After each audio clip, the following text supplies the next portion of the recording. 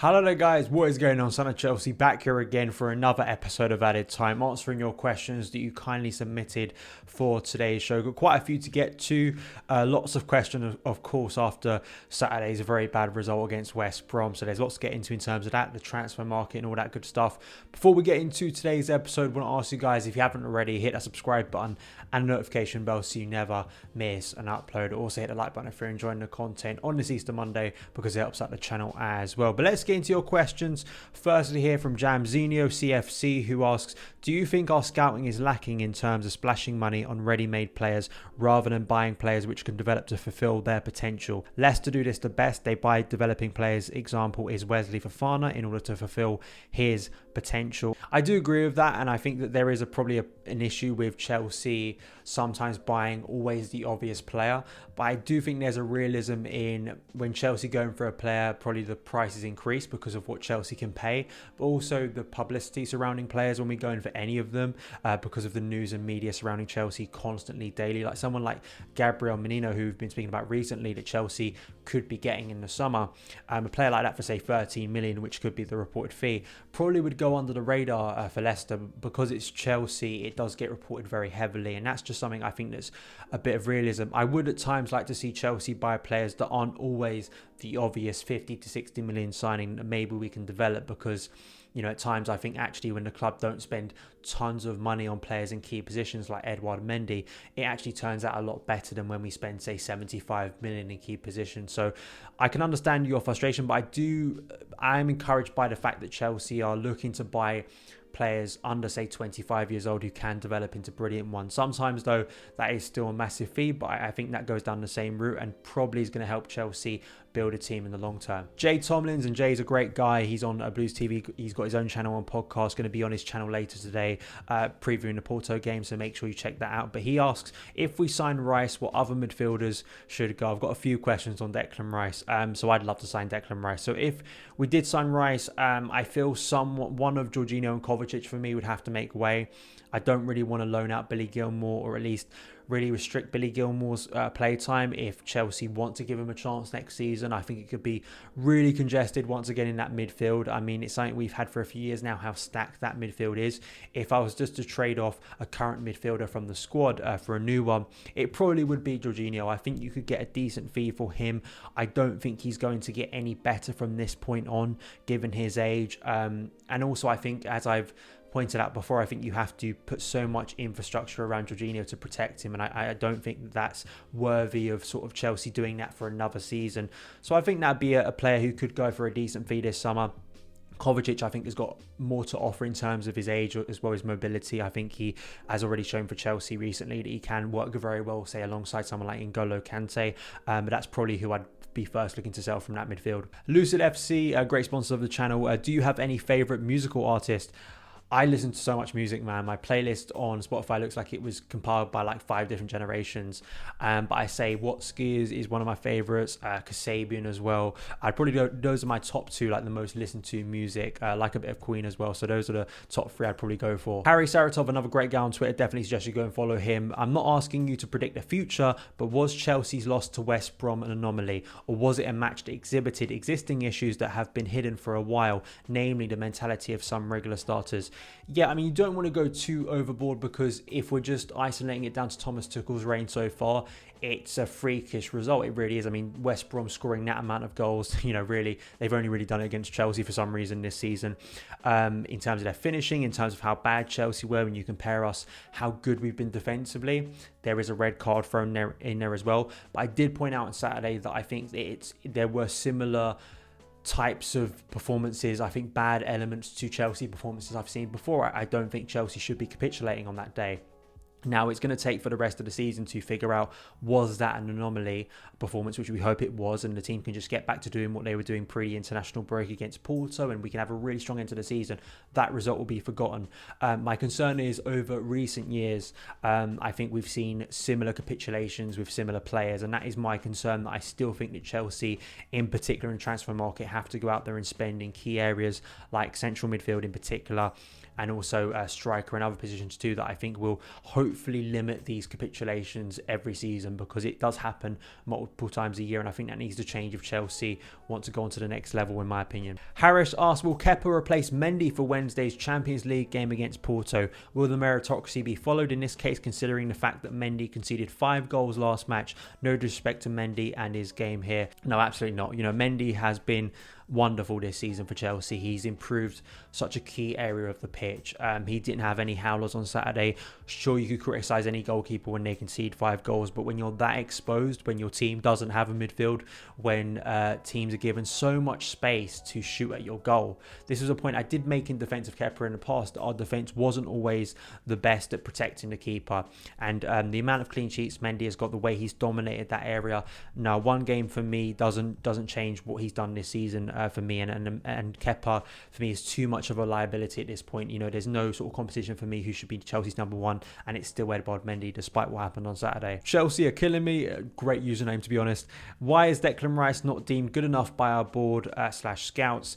I'm not sure. I think Declan Rice is the best choice currently for CDM. He is absolutely what this squad is currently lacking. I don't know what it is. This is why I've always sort of leaned in a direction I think it's more political, which is a shame, because why wouldn't you want to buy Declan Rice? The price as well, of course, is a little bit ridiculous, but I think for what he could bring to Chelsea, the amount of doors that could be opened if we were to sign someone like Declan Rice in terms of being more offensive, you don't have to be as cautious. Tuchel doesn't have to be as cautious in midfield. I think he is such an astonishingly good player. There's no sort of concern over his experience or adapting to the Premier League. Name a better defensive midfielder in the Premier League this season for consistency. Maybe Rodri for Man City, if we're looking at the title winners, basically. I think that in terms of what he's done for West Ham alongside Souček has been absolutely incredible. I think his passing is brilliant. I think that gets underrated because it may not be the most elegant type of passing, but it's so direct, it's so precise. He contributes defensively, but offensively, the way he is so powerful in that midfield to bring balance to West Ham's team. I would love him, I really would, and I don't see what Chelsea team, but I'm not an expert, I'm not a scout, so I would, there's obviously something in his game that they're concerned about. But I think for a player of his age to be doing what he's doing currently and where he could go, the way he could adapt to Chelsea, knowing Chelsea from his earlier time in his career, and obviously Mason Mount, good friends with Mason Mount, the relationship they could have in the first team, I think that's very important. The relationship with Ben Chilwell too, Reece James. It's not like Chelsea don't have any English players anymore. There could be a good bond there, I think. And also, you think about a double six of N'Golo Kante next season, I think that could be absolutely wonderful, because that midfield area has to be improved for me. It's not, I can't trust that midfield over 38 games to win us a Premier League title the way it currently is. So I think Declan would be the first choice. We spoke about Tchouaméni, we've spoke about Kessie. I think it'd be a big mistake if Chelsea don't invest in that area this summer, because if they don't, I think we're going to see similar problems next season, despite what we do say in defence and attack in the summer. Tyrese asked, do you think the quality of football will decrease significantly over the final 2 months of the season as a result of the mental and physical fatigue most players are feeling? I think we've seen that for the second half of the season, basically. I've been feeling that since January, February time. In some games recently, it has improved. I don't know if the break for some players, although it still has been an international break, so a lot of the Premier League players, of course, have been playing on international duty. But, I think that it's just been the problem of this season, how congested it is, and there was always going to be a drawback to that. Players have been consistently playing pretty much since last June. If you've been doing internationals, if you've been playing consistently for your team week in, week out, it's been very hard, I think, for players this year. And I do concern when we get to the Euros, the quality of football in that competition as well. Hopefully next season there'll be more of an equilibrium where we can get back to sort of the normal sort of schedule of the football calendar. But this has been a problem before with players, how much they play. Like someone like Willian, for instance, at Chelsea would play basically 12 months, consistently playing for Chelsea, travelling to play for Brazil, coming back to Chelsea for pre-season. But I think the problem this season has been, it's been a more reactive season. I think teams have been forced to play more defensive football than they probably would like to. We've seen more injuries. It's just been such a weird season. And I do think that the product itself, non-stop football, really hasn't helped. I think the quality of competition we've seen, and hopefully it will go back to sort of a normal way, we hope, next season with a full pre-season finally again. Fifi asked, with Chelsea being a team that lacks goals, what's your take on our top scorer, Tammy, not being part of the matchday squad against West Brom when he was fully fit? Yeah, I think there's a lot to get into in terms of Tammy Abraham. I am absolutely stunned that he's not involved currently. I do concern that his lack of involvement when fit is a sign that he may be moving on in the summer, and because he's not signing the contract, Chelsea may feel this is the best time to cash in on Tammy Abraham. You could do something to really benefit a win-win situation where West Ham may take him, and we could get Declan Rice, and in the other way that would be, I think, a wonderful deal for Chelsea, you know, if you really want to improve such a key area of the pitch. I think it's such a shame. I do. I think that Tammy, my frustration with the criticism of Tammy has always been this squad lacks goals. The way people speak about Tammy and disregard his quality in front of goal, it's like we have Diego Costa. It's like we have a 20-goal season striker currently on top of Tammy Abraham. That's not the case. And despite the fact that I think that Tuchel's system currently isn't really helping a natural number 9, it's why Giroud looks so awkward in the team. We haven't seen that much of Tammy Abraham, really, if you think about it, because of that injury in Tuchel's system so far. But I just don't understand when I'm seeing Timo Werner not flourish, when I'm seeing the attack look pretty awkward. Tammy should be sitting there and going, I don't know what I'm doing wrong to not get into this team, given the fact that last season he was our top goal scorer.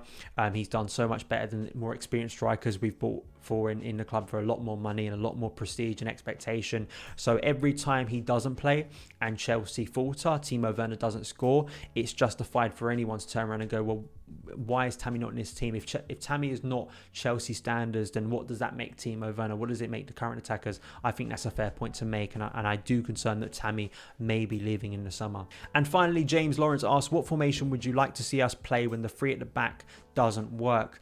I think this is a more reoccurring theme, and I think it goes back to Chelsea investing properly in the summer, actually, because I think that there is a concern to me that if you were to move to a 4-3-3, I think you'd be limited in midfield, and I think it's that key problem area that Chelsea have of not having a natural number 6 currently in the squad.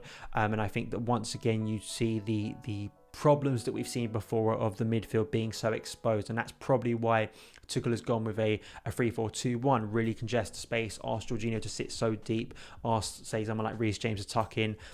I would like to see this team be a lot more offensive, a 4-2-3-1, but I do worry that without a proper number 6 within this squad, I think that he'll struggle to do that, and I think he'll always look more to caution at times.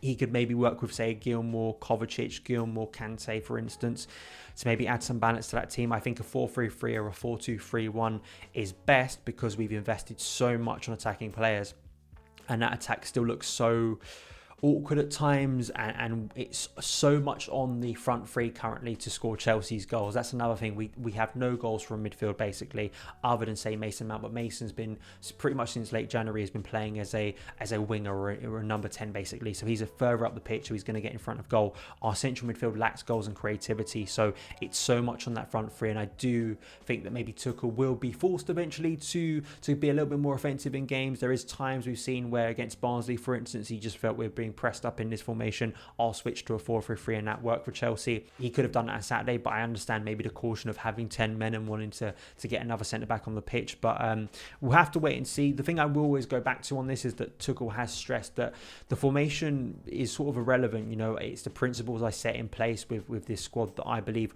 we can play any formation, and that's true. And I think that three at the back sometimes gets a bad sort of rep because of it can seem to be more defensive. I think it all comes down to the attributes within the squad actually, and I think we could play three at the back very well as we have already. It's just about if you've got the right personnel, in particular in midfield, that can be a little bit more expansive. So I think three at the back isn't really the problem. I think it's more the something we lack in particular in midfield currently that I think needs to be rectified in the summer. Also, a more clinical number 9 in Lukaku or Haaland would absolutely solve our attacking problems, I think, next season. But that is it for this edition of Added Time. Thank you guys so much for submitting your questions for today's episode. If you did enjoy it, hit that subscribe button and a notification bell so you never miss an upload. Follow me on Twitter at SonOfChelsea. Have a great day, and I'll see you again.